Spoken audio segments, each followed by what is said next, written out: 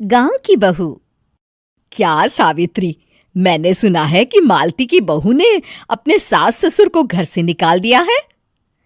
अब क्या कहूं, आजकल की बहुओं का कोई भरोसा नहीं है, कब क्या कर दें। मालती की बहू को देखकर कौन कह सकता था कि वो ऐसी निकलेगी। तू सही कहती है। आजकल की बहुओं को देख मुझे तो बड़ा डर लगता है। कहीं मेरी बहू भी ऐसी निकल गई तो। नहीं नहीं, मैं तो गांव की सीधी सादी लड़की से अपने बेटे की शादी करवाऊंगी। इस तरह एक दिन गायत्री अपने बेटे की शादी गांव में रहने वाली मीना नाम की लड़की से करवा देती है।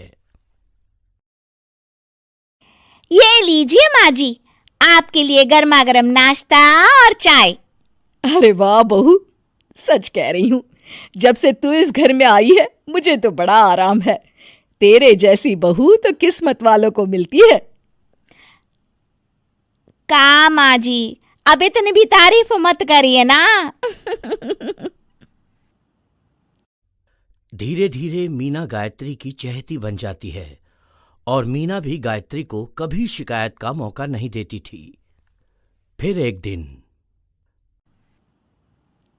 ये ले बहू, आज मैं बाजार से तेरे लिए साड़ी लाई हूं। साड़ी देखते ही मीना का मुंह लटक जाता है। का माँ जी, ये भी कोई साड़ी है? ना, मुझे तो बिल्कुल पसंद नहीं आई। अरे लाना ही था तो कोई अच्छी महंगी वाली साड़ी ले आती मेरे लिए। आप तो ये सस्ती साड़ी उठा लाई। मुझे नहीं ना चाहिए आपकी ये साड़ी, आप ही पहनिए इसे। अरे ये क्या बहू, तू तो आजकल कुछ ज्यादा ही नखरे दिखा रही है। मैं इतने प्यार से तेरे लिए साड़ी लेकर आई हूं और तू है कि उल्टा मुझे ही दो बातें सुना रही है।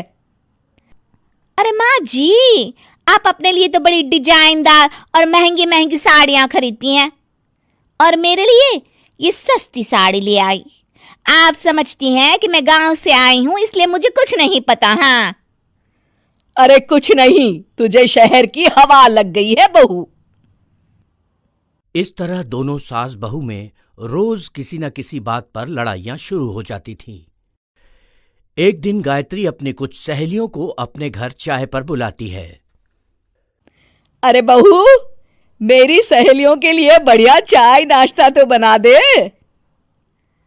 अरे माँ जी, अभी ना मेरे पास बिल्कुल भी समय नहीं है। मुझे ब्यूटी पार्लर जाना है। चाय नाश्ता आप ही बना लीजिए। हाँ, तू कब से ब्यूटी पार्लर जाने लगी है? शहर आए 2 दिन नहीं हुए और देखो महारानी के नखरे शुरू हो गए। बस भी करिए माँ जी, आपसे बहस करने के लिए मेरे पास ना बिल्कुल टाइम नहीं है।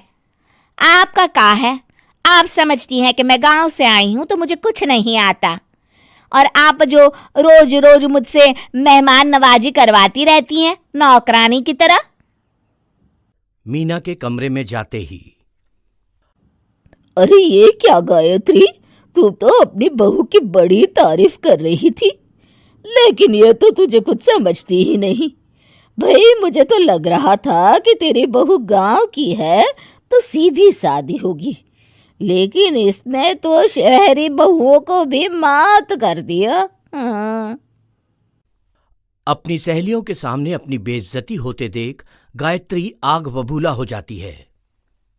अरे क्या शहर और क्या गांव, मेरी तो किस्मत ही फूटी थी जो मैं इसे बहू बना के ले आई। भगवान जाने आगे और क्या क्या करेगी। अब तो मुझे कुछ ठीक नहीं लगता। तू जरा संभल के रहना, कहीं मालती की तरह तेरा भी हाल बेहाल ना हो जाए। अच्छा, अब हम चलते हैं। अपनी सहेली की बातें सुनकर गायत्री थोड़ी घबरा जाती है। अरे ये सुशीला क्या बोलकर चली गई, कहीं इसकी बात सच ना निकल जाए। दूसरी तरफ मीना सारी बातें सुन लेती है।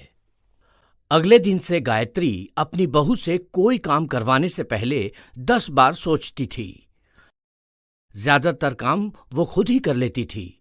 अचानक अपनी सास में आए इस बदलाव को देख मीना, लाइए ना माँ जी, मैं कर देती हूँ ना काम। एक एक बात पूछूं माँ जी, आजकल ना आप बड़ी चुप चुप सी रहती हैं और अब मुझसे झगड़ना तो दूर, मुझसे खुल के बात तक नहीं करती आप।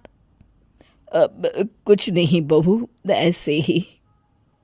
मीना अपनी सास की मंशा भांप जाती है और मुस्कुराते हुए कहती है, अरे माँ जी, चिंता मत करिए, मैं आपको घर से नहीं ना निकालने वाली। ये डर आप अपने मन से निकाल दीजिए। अरे छोटे मोटे झगड़े तो हर घर में होते रहते हैं, चाहे कुछ भी हो जाए, आप मेरी सासू माँ हो। मैं तो जिंदगी भर आपकी सेवा करूंगी माँ जी। अपनी बहू की बातें सुन गायत्री को एक प्रकार का संतोष होता है और उसकी सारी चिंताएं दूर हो जाती है।